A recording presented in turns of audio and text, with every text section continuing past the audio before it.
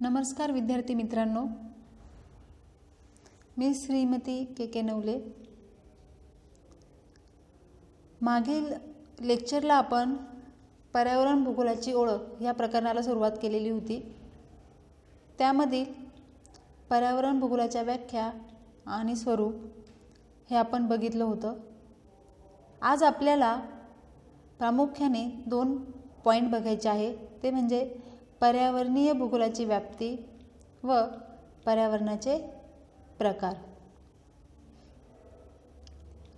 पर्यावरण शास्त्राचा अभ्यास करताना आपण बघितलं की पर्यावरण शास्त्राचे स्वरूप जसे व्यापक आहे तसेच त्याची व्याप्तीही अतिशय व्यापक आहे। या शास्त्रात पर्यावरणाचे स्थळ व काळाप्रमाणे बदलणाऱ्या स्वरूपांचा अभ्यास हा केला जातो। पृथ्वीवरील जीवावरणाचे हवा, जल आणि भूमी हे आधारभूत घटक आहे।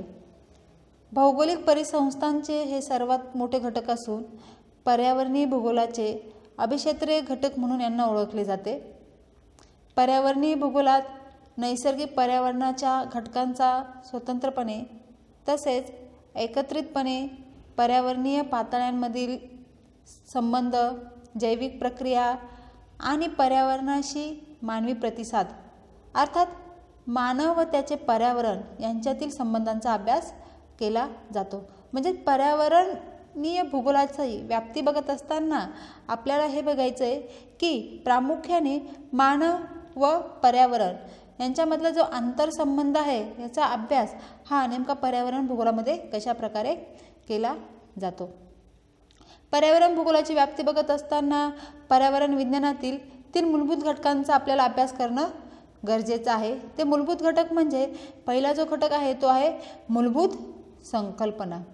पर्यावरणाचा अभ्यास करत असताना पर्यावरणामध्ये किंवा पर्यावरणीय भूगोलामध्ये अनेक प्रकारच्या संकल्पना येतात, म्हणजे परिसंस्था, जैवविविधता किंवा पर्यावरण आणि मानव, प्रदूषणाशी संबंधित असलेल्या अनेक समस्या, या संबंधित अनेक प्रकारच्या ज्या मूलभूत संकल्पना आहे या मूलभूत संकल्पनांचा अभ्यास आपल्याला पर्यावरण भूगोलाची व्याप्ती समजून घेत असताना करावा लागतो। पर्यावरणाच्या मूलभूत संकल्पना व घटक आणि त्याचे मानव व समाजाशी असलेले संबंध अभ्यासले जातात। याचबरोबर पर्यावरणीय भूगोलाची व्याप्ती व संकल्पना, पर्यावरणाचा अर्थ, त्याची संरचना, त्याचे प्रकार, भूगोल व पर्यावरण यांच्यातील संबंध, मानव व निसर्ग यांच्यातील संबंध, पर्यावरण आणि समाज, परिस्थितिकी आणि परिसंस्था अशा विविध संबंधांचा अभ्यास पर्यावरणीय भूगोलाची व्याप्ती करत असताना आपल्याला अभ्यासावा लागतो। याशिवाय परिस्थितिकी विज्ञान आणि भूगोल यांच्यातील मूलभूत संकल्पना आणि तत्त्वे, मानव व पर्यावरण यांच्यातील संबंध, पर्यावरणीय प्रक्रियांची मूलभूत तत्त्वे, मानव पर्यावरणीय प्रक्रियेतील संबंध अशा विविध घटकांचा अभ्यास आपल्याला मूलभूत संकल्पना या घटकामध्ये करावा लागतो। दुसरा जो घटक आहे तो आहे परिसंस्था आणि पर्यावरणीय अवनती। तुम्हाला माहिती आहे पर्यावरण भूगोलाचा अभ्यास करत असताना आपल्याला सर्वप्रथम परिसंस्था समजावून घेणं गरजेचं असतं। भूपृष्ठावर अनेक प्रकारच्या परिसंस्था आढळून येतात।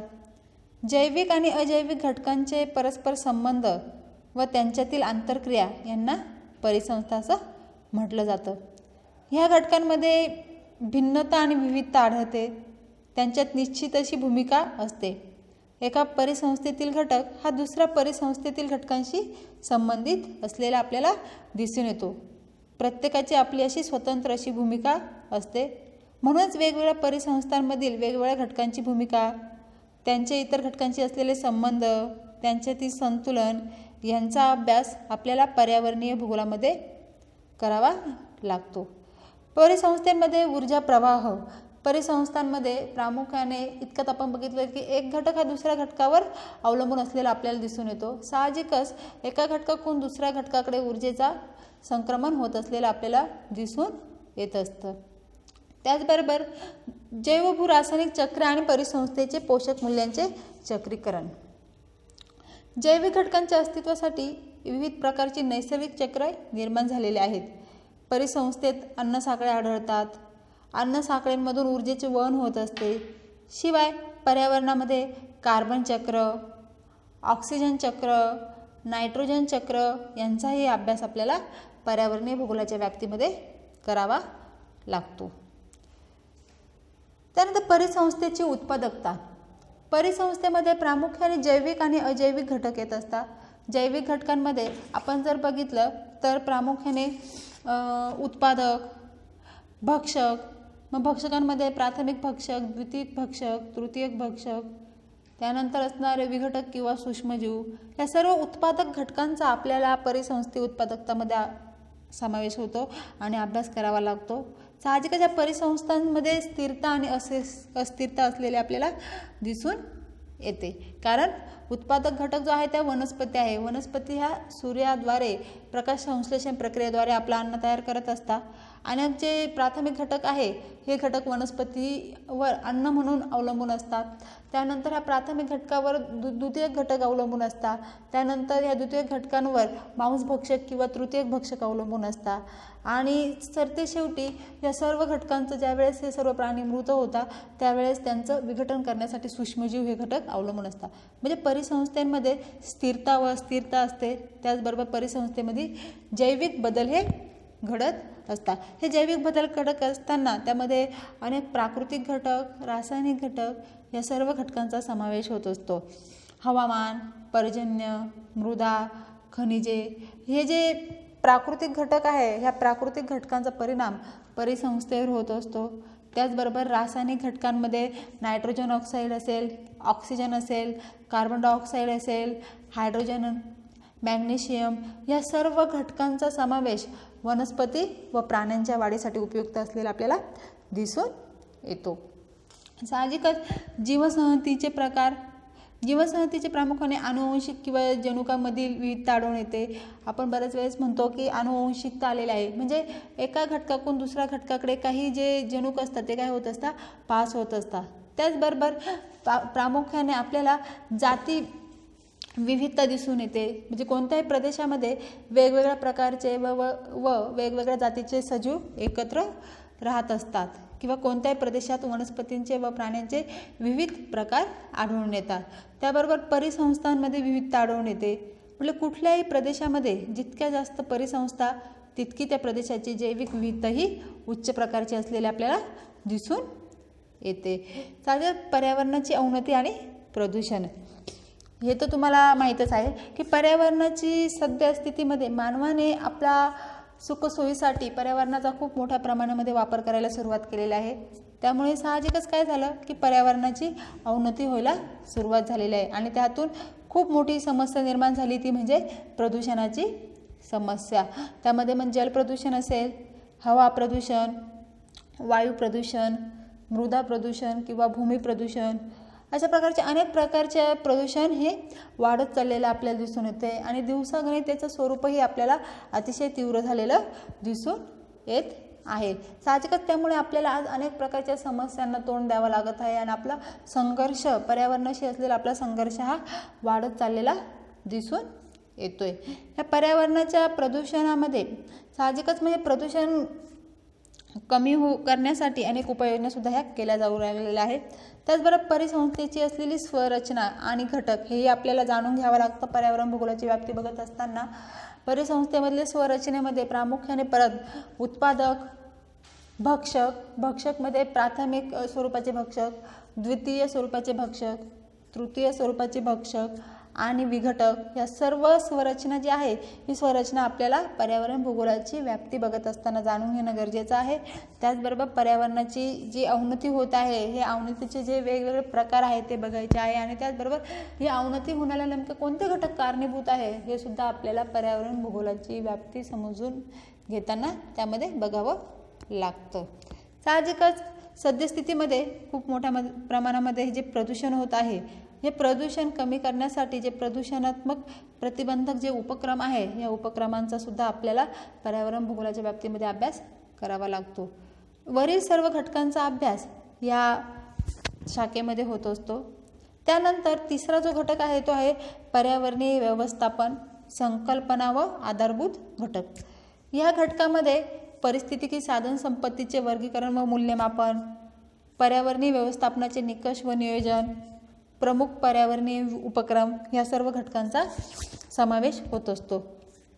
परिसंस्थेमध्ये किंवा पर्यावरणामध्ये आपल्याला जी साधन संपत्ती आढळून येते, या साधन संपत्तीचे अनेक प्रकार पडतात. जैविक साधन संपत्ती, अजैविक साधन संपत्ती, पुनर्वापरीय साधन संपत्ती, अपुनर्वापरीय साधन संपत्ती किंवा पारंपरिक साधन संपत्ती. हे जे प्रकार आहे ह्या सर्व प्रकारांचे करणारे वर्गीकरण आणि त्याचबरोबर मग तिचं मूल्यमापन सुद्धा करणं गरजेचं आहे. तेही आपण पर्यावरणीय भूगोलाच्या व्याप्तीमध्ये या सर्व गोष्टींचा आपण अभ्यास करतो.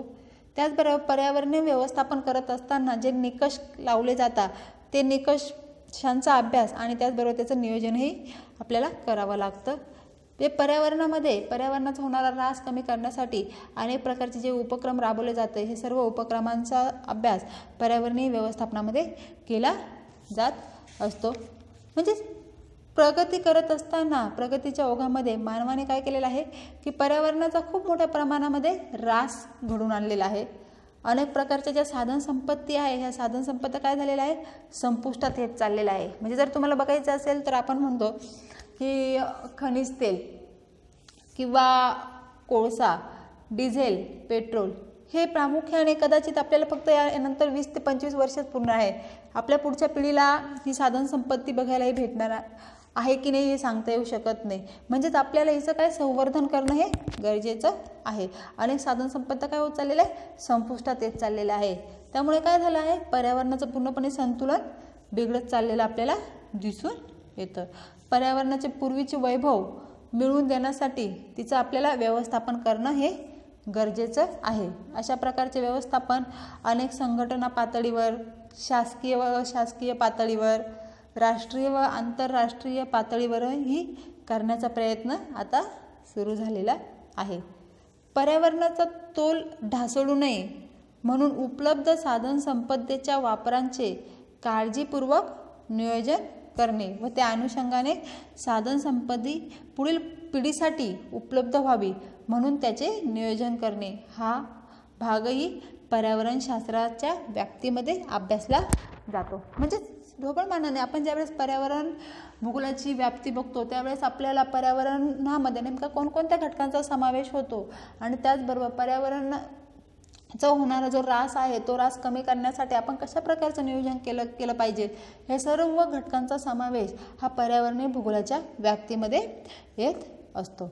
त्यानंतरचा पुढचा जो पॉईंट आपल्याला जो बघायचा आहे तो म्हणजे पर्यावरणाचे प्रकार. पर्यावरणाचे त्यांच्या अस्तित्वानुसार 2 प्रकार पडतात. पहिलं जो आहे तो नैसर्गिक पर्यावरण, नॅचरल एन्व्हायरमेंट, आणि दुसरा आहे सांस्कृतिक पर्यावरण, कल्चरल एन्व्हायरमेंट. नैसर्गिक पर्यावरणामध्ये प्रामुख्याने जे निसर्ग निर्मित जे घटक आहे, म्हणजे आजूबाजूच्या वातावरणामध्ये आपण जे घटक बघतो की जे निसर्गाने निर्माण केलेले आहे, नैसर्गिक असे घटक आहे, ह्या सर्व घटकांचा समावेश हा नैसर्गिक पर्यावरणामध्ये होत असतो. उदाहरणार्थ नैसर्गिक वनस्पती, पाणी, जमीन, हवा, हवामान, खनिजे, हे सर्व जे घटक आहे हे घटक काय तर नैसर्गिकरित्या तयार झालेले आहे. म्हणजेच ह्या सर्व घटकांचा समावेश हा नैसर्गिक पर्यावरणामध्ये येत असतो. त्यानंतर दुसरा जो प्रकार आहे तो सांस्कृतिक पर्यावरण. मग मानवाने आपलं जीवन व्यतीत करण्यासाठी किंवा आपल्या सुखसोयी पूर्ण करण्यासाठी साहजिकच पर्यावरणाचा उपभोग घ्यायला सुरुवात केली आणि त्यातूनच मग त्यांनी विविध त्याच्या आर्थिक क्रिया आहे त्या विकसित होत गेल्या. मानवाच्या ज्या विविध आर्थिक व्यवसाय आहे म्हणजे शेती, वाहतूक, दळणवळण, संदेशवहन, वसाहती, लोकसंख्या, या सर्व ज्या घटकांचा समावेश आहे हा प्रामुख्याने सांस्कृतिक पर्यावरणामध्ये येत असतो. म्हणजे नैसर्गिक पर्यावरणामध्ये निसर्ग निर्मित घटक आणि सांस्कृतिक पर्यावरणामध्ये मानवाच्या असलेल्या आर्थिक क्रिया यांचा समावेश हा होत असतो. ओके, म्हणजे ह्या लेक्चरमध्ये आपण काय बघितलं तर पर्यावरण भूगोलाची व्याप्ती आणि पर्यावरणाचे प्रकार. पुढचा जो पॉईंट आहे तो पॉईंट आपण पुढच्या लेक्चरला बघू. थँक्यू, धन्यवाद.